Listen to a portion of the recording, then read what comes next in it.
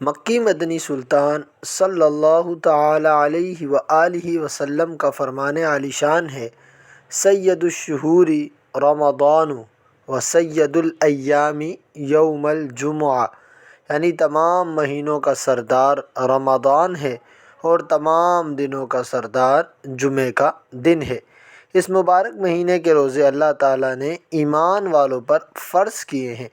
نبی کریم صلی اللہ تعالی علیہ وسلم نے ارشاد فرمایا، اگر بندوں کو معلوم ہوتا کہ رمضان کیا چیز ہے تو میری امت تمنا کرتی کہ کاش پورا سال ہی رمضان ہو۔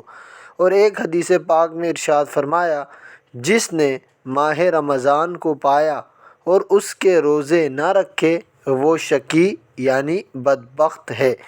اس پاک سے ہمیں پتہ چلتا ہے جو شخص رمضان کے روزے نہیں رکھتا وہ شقی اور بدبخت